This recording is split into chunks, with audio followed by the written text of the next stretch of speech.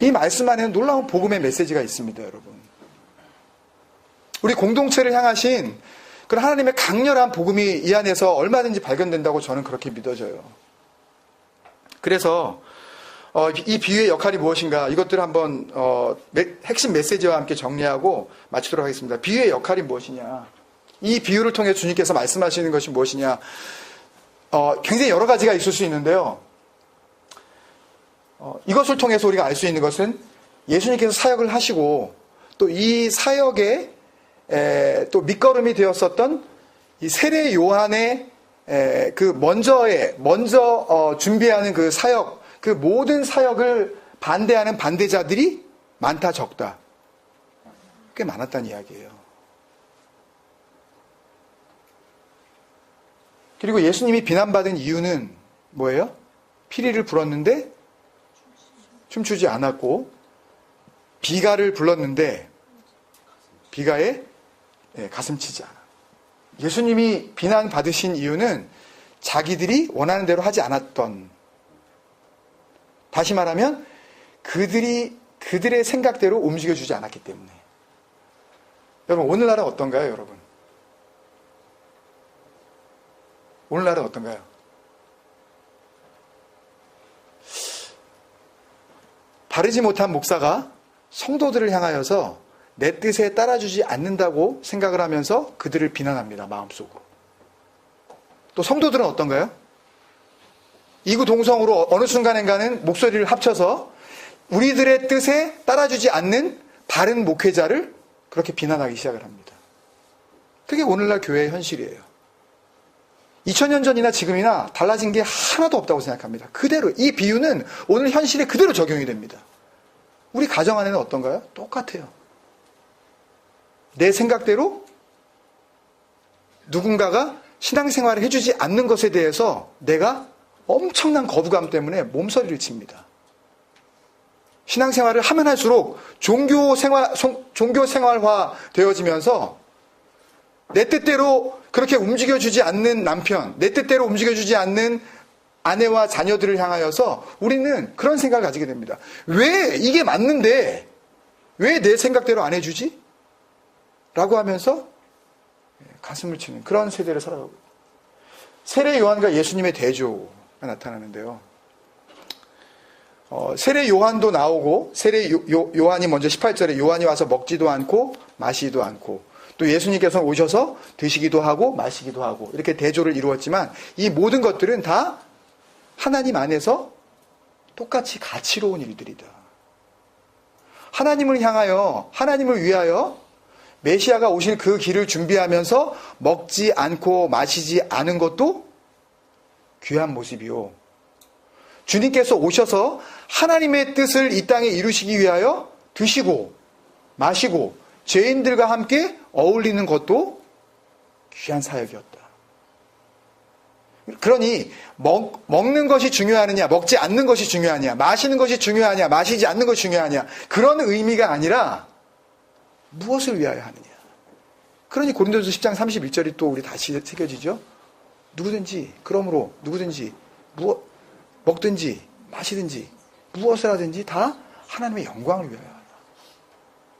그 말씀이 아니겠어요, 여러분? 한편으로는 맨 마지막에 보면 뜻모를 그런 말씀을 한마디 뚝 하시는데요.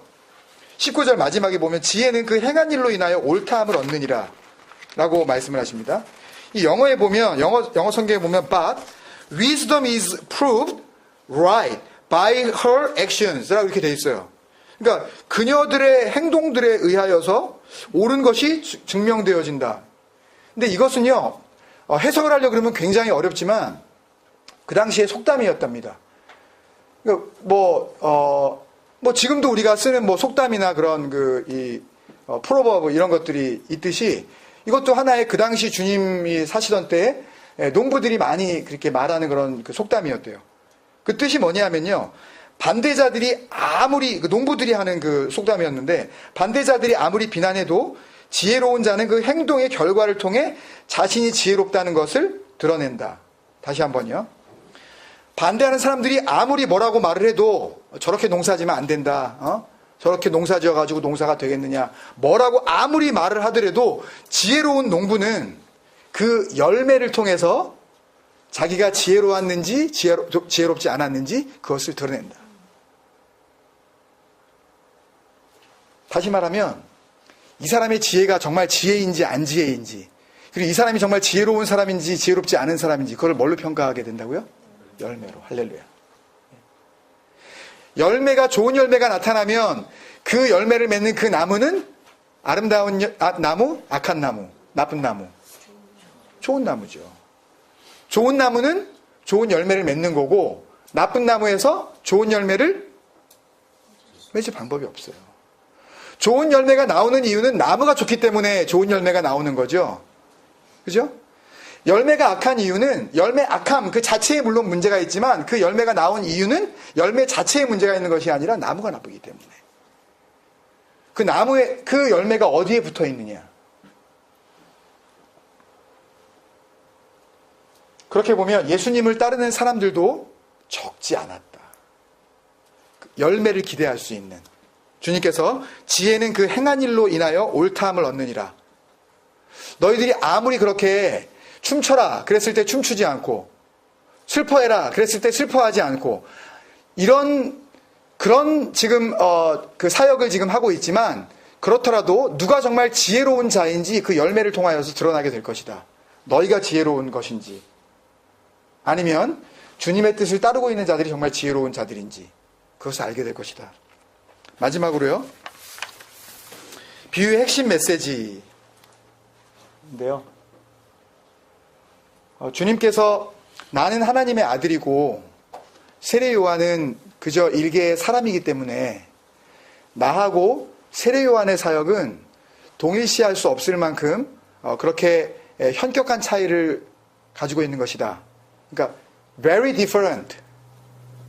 그러니까 존 베프티스트하고 그 다음에 하나님의 아들이신 예수님의 사역하고는 비교할 수 없다라고 생각하지 않으시고, 세례 요한의 일도, 먹고 마시지 않으면서 그렇게 감당했었던 하나님의 일도, 또 먹고 마시면서 했었던 하나님의 아들인 자신의 일도 모두가 다 지혜로운 열매를 기대할 수 있는 그런 하나님의 일들이었다. 그래서 하나님의 사역에는 질적 차이가 없습니다. 그러니까 예를 들어서 이런 말이 있죠. 어떤 목사님들을 소개할 때 큰 목회하시는 목사님입니다. 예를 들어서 저 같은 사람이 만약에 그럴 일도 별로 없겠지만 어디 다른 교회 가면 대따 조그만 목회하시는 목사님입니다. 사람은 그렇게 말할지 모르지만 하나님 앞에서 그 퀄리티나 그 사이즈의 차이는 없다. 제가 찬양을 인도할 때 그런 이야기들을 가끔 했는데요. 예를 들면 이 경배와 찬양의 거의 이렇게 그 원조나 마찬가지일 정도로 한국에서 많은 그런 그 역할들을 했었던 그 오교회, 그 교회의 경배와 찬양에 가면 막 뜨거워지죠. 가보셨어요 가보셨어요? 예, 오늘의 교회 가보셨으니까? 오교회라 그러니까. 예, 오늘의 가보셨어요? 저는 자주 갔어요. 한국에 있을 때 이제 그 학교, 그 교회 청년들을 데리고 같이 이제 참석을 했는데, 거기만 갔다 오면요, 아이들이 기가 죽어가지고, 그 다음 주에 우리 교회 찬양을 못 하는 거예요. 대단하죠. 막 찬양팀들도 진짜 수십 명 쫙 자기 옷도 그냥 이렇게 그냥 입는 게 아니라 쫙 색깔을 딱 맞춰가지고 입고 나왔죠. 인도자, 또 이 키보드나 이런 것도 2단으로 된 거 2대씩 이렇게 있고 드럼, 모든 게 그런데 딱 우리 집으로, 우리 교회로 딱 돌아오는 순간 딱 보면, 에게! 이러잖아요. 찬양을 드리고 싶은 마음이 별로 안 생기는. 이게 뭐냐면 너무 눈에 보이는 것에, 그래서 그다음부터 안 갔어요. 나중에 그런 영향이 자꾸 보여져서. 예? 이게 뭐냐면 그런 데에 가서 드리는 찬양은 뭔가 진짜 하나님이 임재하시는 그런 성령의 그런 역사가 있는 그런 찬양이고, 예를 들어 우리 교회처럼 드럼도 하나 없이 키보드 하나 놓고 이렇게 기타 하는 이런 데는 하나님이 조금 역사하실까 말까, 찬양이 왜 역사하시는 이스라엘 그런 하나님이라 그랬는데 우리 교회는 찬양이 조금 그래가지고 역사할까 말까 망설이나, 이런 식으로 생각할 수 없다는 거죠, 여러분. 아멘. 네. 이럴 때만 아멘이 팍팍 이렇게 나오고 그래야지 촬영되는데 이게 또. 네. 정말 그렇지 않겠습니까, 여러분? 이게 그런 식으로 우리가 이미 벌써 우리의 보는 시각이나 우리의 그 기준들이 오염이 되어 있어요. 이게 주님 생각으로 빨리 새로워지고 순결해져야 됩니다, 여러분. 그런데 가면 큰 데 가고 막 사람들 막 뭐 한 5천 명씩 막 모이고 그러면 뭐 교회가 뭐 이런 데 와가지고 뭐 웬만한 교회 구역보다 작은 데 오면은 교회가 썰렁하는데 뭘 볼 줄 모르는 거죠. 예? 뭘 볼 줄 모르는 거예요. 정말 그 안에 하나님이 뭐 어디 뭐 많이 모이는 데는 하나님이 크게 역사하시고 하나님이 한 열댓 명 모이는데 뭐 하나님이 뭐 그런 하나님이 아니시잖아요. 하나님의 사이즈가 이렇게 뭐 변화무쌍하신 게 아니잖아요. 하나님은 여전히 하나님이시잖아요. 그 하나님을 저는 찬양합니다. 동일하신 그 하나님 정말 감사하지 않아요, 정말? 하나님 아래 그렇게 막 체인지업을 하다면 너무 감사해요. 여기에 정말 우리의 순결한 믿음 위에 역사하시는 하나님은 감당할 수 없는 그런 하나님이신 것을 믿기 때문에 사역에서 질적 차이가 없다. 우리 사역 안에 우리가 우리끼리 모여서 뭐 우리끼리 잘해보자 그런 의미가 아니라 정말 순전한 믿음의 공동체가 되기를 간절히 소망하는 그것으로 하나가 되는 순간 그 어떤 공동체하고도 비교할 수 없는 가장 놀라운 그런 퀄리티 있는 공동체를 우리는 이루고 있는 것이다. 그런 소망이 우리에게 생겨집니다. 이 장터의 아이들의 비유를 보면서 우리에게 주시는 그런 그 믿음입니다. 그 다음에 소문과 관습은요 믿음의 함정이 된다. 사람들이 듣는 거예요. 세례 요한 얘기도 듣고 심지어는 세례 요한도 11장 초반부에 보면 옥에 갇혀서 사람들에게 물었습니다. 한번 가서 물어봐라. 그분한테 누구라고. 오실 이가 당신입니까? 왜? 뭘 들었기 때문에? 소문을 들었기 때문에. 세례 요한을 탓하지 말아야 돼요. 여전히 세례 요한도 어쩔 수 없이 한 사람의 연약한 인간이라는 거죠. 여러분 그것을 너무 우리가 이렇게 질책하면 안 됩니다. 그런 존재와도 동역하시는 하나님. 그런 존재가 그렇게 연약하고 와 계신데도 불구하고 다른 사람도 아니고 바로 자기가 지금 예비하고 선포하고 있는 그 이가 오셨는데 선포했던 당사자가 몰라보는 거 아니에요? 딴 사람이 몰라보는 건 그렇다 쳐요. 예? 성령의 잉태로 세례 요한도 태어난 거 아닙니까? 그런데도 불구하고 그 사람이 못 알아볼 정도니 다른 사람은 어떻게 뭐라고 그럴 수도 없는 거 아니겠어요, 여러분? 그럼에도 불구하고 우리가 세례 요한을 탓하지 말아야 되는 그런 가운데 중요한 것은 소문과 관습은 믿음의 함정이 된다. 누구에게 무슨 소리를 들으셨어요, 여러분? 그것이 혹 우리에게 하나님을 향한 또 하나님과의 관계에 있어서 뭔가 문제가 생길 만한 그런 판단을 내릴 수 있는 그런 근거가 된다면 여러분 우리는 조심해야 됩니다. 또 우리가 가지고 있는 관습들이 있어요. 어떤 날에는 뭐 하면 안 된다라든지 이런 날에는 이렇게 해야 된다라든지 어떻게 할 때는 뭘 해야 된다라든지 가지고 있는 어떤 기준들이 있는데요. 그런 기준들 때문에 주님을 주님으로 온전히 받아들이지 못하고 있다면 복음을 복음으로 내가 온전하게 내가 받아들이지 못하고 있다면 그것들은 우리에게 함정이 됩니다. 구체적으로 예를 들려고 그러면 굉장히 많은데요. 이런 것들은 현대 교회 안에 굉장히 많습니다, 여러분. 뭐 예를 들면 그런 거예요. 예배를 드리는데 그 주일날 예배에 사도신경을 암송하느냐 안 하느냐. 그러니까 사도신경이 뭔지도 모르고 그것의 근거에 대해서도 잘 모르면서 그거를 사도신경을 예배에 하면 예를 들면은요 극단적인 이단이 신천지가 그것을 이게 기존에 있는 그 기성교회들이 그걸 그렇게 생각하는구나 라고 하고 만약에 자기들이 그것을 갖다가 더 감추기 위해서 그냥 예배 가운데 사도신경 넣으면 돼요. 만약에 자기들이 신천지나 무슨 뭐 아주 엉뚱한 그런 이단들인데 자기들의 이 정통성을 만약에 인정받기를 원한다면 그냥 예배에다가 그냥 사도신경 넣으면 된다고요. 그게 무슨 큰 문제가 있나요? 그냥 그거 외우는 순간 한 1, 2분 정도 시간만 더 들어야 할 뿐 무슨 뭐 돈이 들어요? 뭐 그거 안에 무슨 문제가 있어요? 그런데 그것을 가지고 사도신경을 했느냐 안 했느냐 가지고 그 교회에 예배 참석하고 가면서 교회가 이상한데? 라고 생각하는 그런 생각이 제 생각이었기도 했어요. 저도 그렇게 생각을 했어요.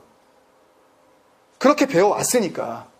사도신경을 하느냐 안 하느냐 가지고 그 교회가 진짜 교회냐 가짜 교회냐를 판단을 했으니까. 그런데 복음을 통해서 하나님께서 보시는 그런 견해는 그거하고 전혀 같지가 않잖아요. 그리고 사도신경은 뭐 나중에 그럴 기회가 있겠지만 사도신경 강해라든지 만약에 그런 기회가 있다면, 근데 사도신경은 말 그대로 사도들이 만든 신앙의 이 경문을 의미하는 것인데, 한 문장을 이렇게 의미하는 것인데, 사도들이 만들지 않았어요. 사도들의 마음을 담았을 뿐이에요. 근데 뭐 그게 마음이 담겼는지 안 담겼는지 그건 잘 모르겠어요. 근데 어쨌든 사도들이 만든 건 아니에요. 근데 그걸 갖다 사도신경이라고 하고, 그걸 갖다 외우냐 안 외우느냐에 따라서 그 교회가 뭐 이것을 판단하는, 그게 굉장히 위험한 거죠. 그래서 소문과 관습은 믿음의 함정이 됩니다, 여러분. 그 다음에 비난받는 행동이 예수님의 사역의 전부는 아니지만 일부예요. 비난받을 각오를 하는 거라고요. 여러분, 이것은 제 각오이기도 합니다. 저는 비난받을 각오를 하고 비난받는 것을 저는 즐거워해요. 어떻게 생각하실지 모르겠지만. 아닌 것을 아니라고 제가 과감하게 이야기를 하고 거기에서 쏟아지는 비난을 받을 때에 저는 주님께서 기뻐하실 거라고 생각을 해요. 왜? 그 비난받는 것을 두려워하지 않으니까. 내가 비난받는 것이 두려워서 진실을 진실로 이야기하지 않고 만약에 그것을 갖다가 묵인하고 있다면 그것은 오히려 그 묵인을 통하여서 비난은 면할지 모르지만 하나님 앞에서 진정으로 하나님이 기뻐하시는 하나님의 종은 될 수가 없어요. 내가 입을 담음으로써 말다툼이 끝날 수는 있다고요. 더 이상 소란한 것이 없어질 수는 있어요. 그렇지만 하나님께서 그 순간에 정말 나를 예수 그리스도가 하나님 앞에서도 시인하실지 그것에 대해서는 우리가 다시 한번 생각을 해야 된다고요. 여러분 부탁드립니다. 여러분에게 강요하지는 않겠어요. 그렇지만 저는 말씀을 전달해야 되는 그런 역할을 제 소명으로 불러주신 사람으로서 제가 그럴 때 복음을 통하여서 비난받는 것에 대해서 여러분들이 두려워하지 마셔야 돼요. 우리 가족도 마찬가지입니다. 저는 그렇게 부르심을 받은 거예요. 각오하라고. 비난받을 각오를 하라고. 그러니 성탄절에 대해서 부활절에 대해서 이야기를 하면 난리가 나는 거죠. 그 본질에 대해서 한번 이야기를 하려고 그러면 난리가 나는 겁니다.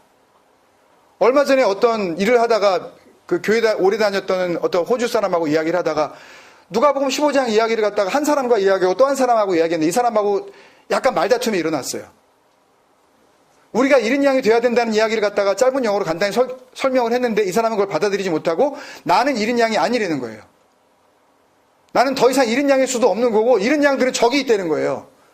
예? 막 그 안 믿는 인도 사람들 막 그 미신 믿고 있는 사람 저런 사람들이 이른 양. 물론 저 사람들도 이른 양이다. 그렇지만 너도 이른 양이다. 그랬더니 자기는 아니라는 거예요. 나는 주님께서 찾은 바 됐고 이제 끝났다는 거예요, 자기는요. 나는 구원받은 게 확실하고 더 이상 주님의 찾아지심이 그 파인딩이 필요 없는 그런 존재라는 거예요, 자기는. 무슨 소리 하냐는 거예요, 자기한테 지금. 여러분, 복음으로서 힘차게 밀고 나가면 밀고 나갈수록 가족 안에서도 싸움이 일어날 수밖에 없습니다. 그러니까 주님께서 내가 평화를 던지러 왔는지 화평을 주러 왔는지 아니라 내가 검을 주러 왔노라.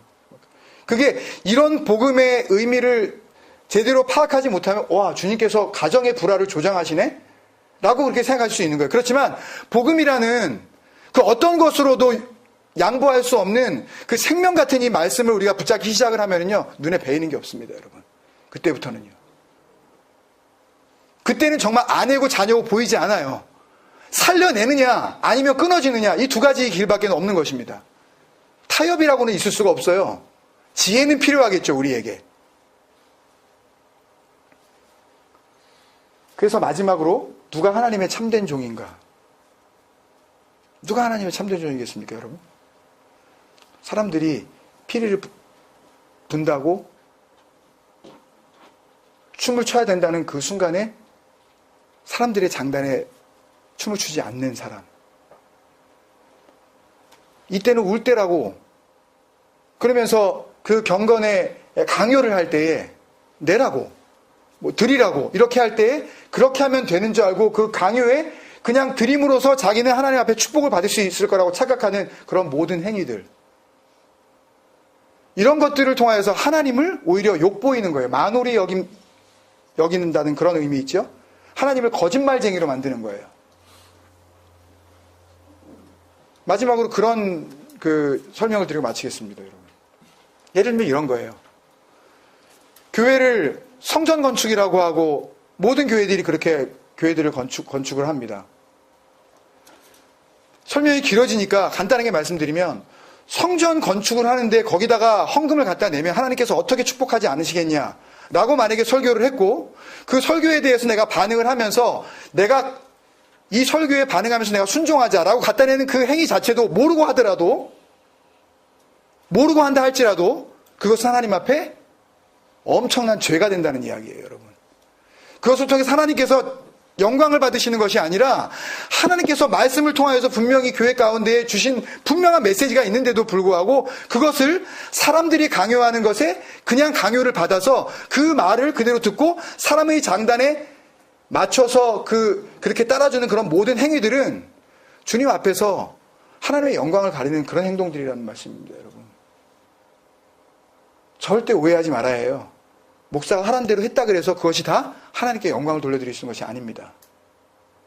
목사가 전하는 말, 그리고 그 메시지 가운데 정말 복음이 있었고 하나님께서 원하셨던 그 본질이 살아있었던 그 권면과 그 요청 가운데 우리가 함께 마음이 하나 되어졌을 때 하나님께서 영광 받으시는 것이지, 틀린 메시지를 가지고 잘못 전달된 그 복음을 내가 은혜로만 받으면 됐지 하고 갖다 드리는 것으로 하나님께서 받으실 영광을 받으실 그런 거짓 신이 아니라는 거예요, 여러분. 하나님은 그런 허술한 신이 아닙니다, 여러분. 사무엘 상하를 통해서 여러분 느끼시지 않으세요? 요지부동이세요. 절대 겉모습 가지고는 할 수 없이 백성들의 말은 들어주더라도 그것을 통해서도 하나님께서는 하나님의 약속을 이루시려나 하나님의 변함없으심, 그것을 우리가 발견할 수 있지 않습니까, 여러분? 이 말씀을 마치면서 아까 말씀 중간에 드렸었던 그 마태복음 7장 16절부터의 말씀을 다시 한번 되새기게 됩니다. 너희가 열매를 보고 뭐를 안다고요? 그 나무를 안다. 열매를 보고 나무를 안다. 여러분, 아무리 바보라도요, 체리가 있으면 그 나무가 체리 나무인지 압니다. 아무리 공부를 안 하고 무슨 그 agriculture 이런 거 공부 안 했어도요, 레몬이 달려 있으면 그 나무가 레몬 나무인지 알아요. 레몬이 달려 있는 그 나무를 보면서 감나무인가? 이런 사람은 세상에 없어요. 열매를 보면 이 나무가 선한 나무인지 악한 나무인지 우리가 알 수 있다는 이야기인데요. 주님께서 이 말씀의 마지막에 지혜는 그 행한 일로 인하여 옳다함을 얻느니라라는 이 말씀 앞에 우리가 다시 한번 생각할 것은, 정말 우리가 지혜로운 사람이라면, 사람의 장단에 우리가 춤을 추지 않고 주님의 말씀 가운데에 정말 그 안에 거하면서 살아가는 사람이라면 이제부터는 우리의 삶으로 그 열매로 증명을 해드려야 된다는 말씀입니다. 여러분, 어떻게 열매를 맺으시겠어요? 여러분, 어떤 열매를 맺어드리고 싶으십니까, 여러분? 오늘 같이 우리가 기도할 제목이라고 생각합니다. 여러분, 우리 같이 기도하시면서요, 주님, 내가 맺고 있는 열매는 무슨 열매인가요? 나는 정말 주님께서 기대하시고 원하셨던 그런 지혜로운 열매를 맺고 있는 그런 사람인가요? 내가 말은 하나님 믿는다고 했지만 결국은 누군가의 장단에 맞춰서 여기까지 살아온 것은 아니었던 건가요? 이제는 더 이상 사람의 말에 일희일비하는 그런 열매를 맺지 말게 하시고 말씀 안에서 끊임없이 우리가 주님 앞에 생산해 낼 수 있는 주님이 원하셨던 그 선한 열매, 그것을 맺어낼 수 있도록 주님의 그 포도나무 거기에 붙어있는 삶 살게 하여 주옵소서. 떨어지지 말게 하여 주옵소서. 주님, 나를 믿음 안에서 그렇게 나를 안아 주옵소서. 같이 한번 기도하겠습니다. 우리 입술을 열어서 같이 한번 기도하실 때, 주님, 혹시 우리는 피리를 불고 있지는 않습니까? 누군가를 향하여서, 여러분, 피리를 불 때 춤을 추는 것도 문제지만은요, 누군가를 향해서 잘못된 피리를 불고 잘못된 곡을 하고 있는 것도 더 큰 문제입니다. 이 악한 열매를 맺게 하는 주동자가 되고 있는 그런 삶을 혹시 나는 살고 있지 않은가? 말씀을 전하는 자로서 저는 이 말씀 앞에 굉장히 두려워집니다. 내가 혹시 주님 앞에서 온전하게 붙들림 받은 그런 성령의 도구가 되어지지 않고 내 멋대로 내 생각대로 하려고 하는 그런 말씀 전하는 자는 아닌가. 여러분, 우리 삶을 한번 돌아봅시다. 나는 어떻습니까, 여러분? 내가 정말 주님께서 원하시는 그런 삶을 살고 있습니까? 아니면 누군가의 장단에 맞춰서 그렇게 살아주는 것이 좋다고 생각하여 타협하고 있는 그런 삶을 살고 있습니까? 우리는 적극적인 그런 아름다운 열매를 맺는 삶으로 나아가야 될 줄로 믿습니다. 아버지 하나님, 말씀으로 더 나아가게 하여 주옵소서. 말씀이 내 안에 역사하실 수 있도록 내가 더 말씀 붙잡게 하시고 내 생각이 아닌 주님의 생각으로 하루하루의 삶을 채울 수 있도록 주님 인도하여 주옵소서. 같이 기도하겠습니다. 아버지 하나님, 감사합니다.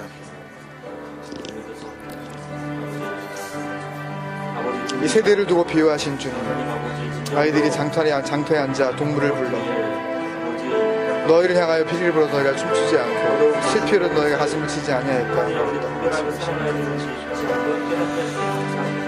아버지 하나님, 그들이 볼 때에 세례 요한의 그 거룩한 삶은 귀신 들린 것 같은 삶이었고, 또 주님께서 오셔서 기뻐하시는 그 삶을 보면 허랑방탕한 삶으로 보였으니, 아버지 하나님, 얼마나 자기 기준에 사로잡혀 사는 사람들이었습니까?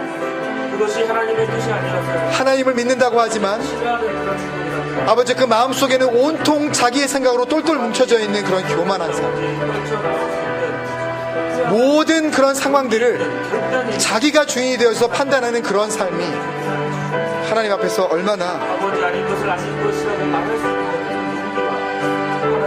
아버지 하나님, 하나님의 영광을 가리는 삶인지 아버지 깨달아 알게 하여 주시옵소서.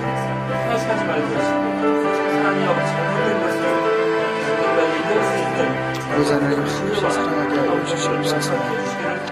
주님의 사랑으로 나아가게 하여 주옵소서. 아버지, 주님의 말씀으로 우리가 나아가게 하여 주옵소서. 주여 역사하여 주옵소서. 사랑하는 아버지, 은혜를 감사합니다.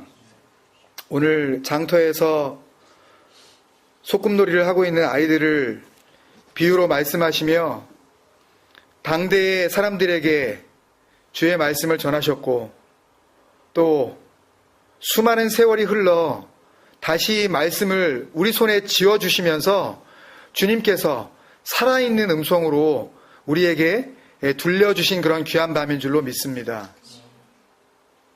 전하는 자의 목소리를 통하여서 우리가 함께 나누었지만 아버지의 이 나눔 가운데 성령께서 진리의 영으로 조명하시는 은혜가 분명히 우리 마음 가운데 있게 하여 주시옵소서.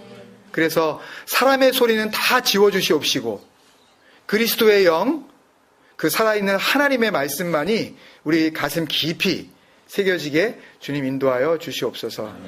계속하여 우리가 기도할 때에 우리의 기도의 모든 내용이 하나님께서 기대하셨던 바 하나님의 뜻대로 올려드리는 귀한 기도가 되게 하여 주시옵시고, 그래야 주님께서 마음껏 역사하시고 축복하실 수 있는 놀라운 기도의 시간 되게 하여 주옵소서. 말씀 주시고 감사하옵고 예수님의 이름으로 축복하며 기도드리옵나이다. 아멘. 하늘에 계신 우리 아버지여, 이름이 거룩히 여김을 받으시오며 나라의 마옵시며 뜻이 하늘에서 이룬 것 같이 땅에서도 이루어지이다. 오늘날 우리에게 일용할 양식을 주옵시고 우리가 우리에게 죄 지은 자를 사하여 준 것 같이